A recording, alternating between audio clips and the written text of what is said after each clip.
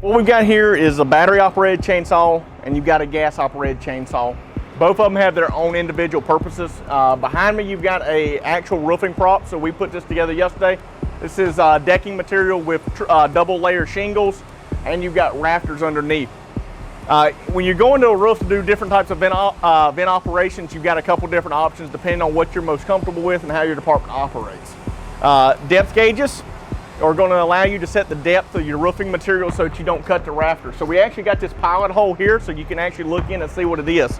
So this is set to about the depth of what this roofing material is right now so that you're not cutting your rafters and losing your structural integrity. That's what this depth gauge does.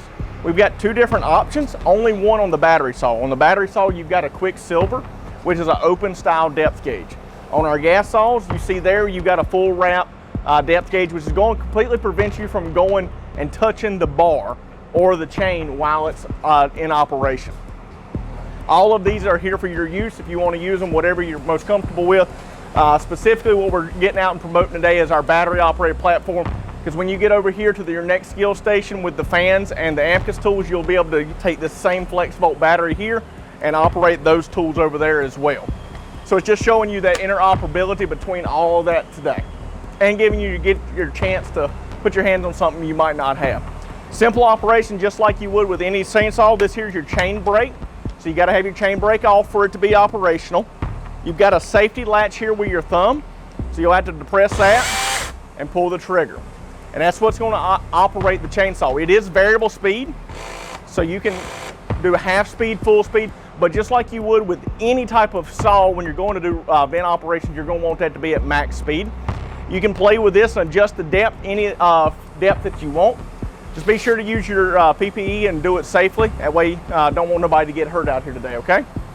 What you've got here is standard roofing material. You know, typically whenever you're going to go do a cut, you're going to do, you know, your long cuts way furthest away from you and then work to yourself. So you're going to have boop, boop, boop, boop like that, and that's how you do it. Here we've only got one roofing prop, so we're not trying to cut it entirely in two. So if you just want to make some couple cuts, and that way everybody gets a chance to do it as well.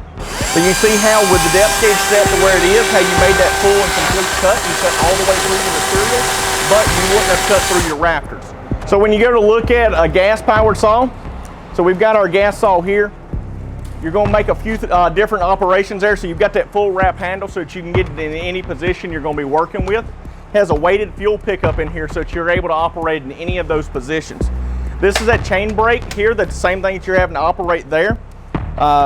Momentary switch for the on and off button so that it's always in on position with a manual trope so that in a dark environment you can physically feel with your hands to know whether or not it's turned on or off.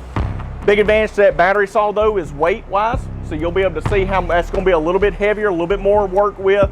So overall, both saws have their individual applications. He wants to try the gas. He wants to try the gas. So starting procedure for the gas, you're going to pull your choke out, pull your trigger. That's going to set your throttle to high idle. So you're going to go ahead and pull the handle there. All right, now that you've fired, you're going to push that in.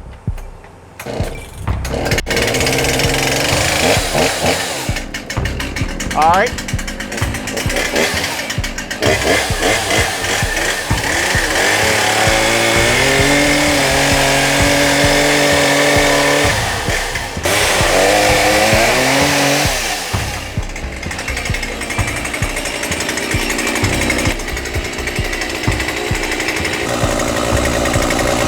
Increase your depth, okay? And now you've got more bar showing.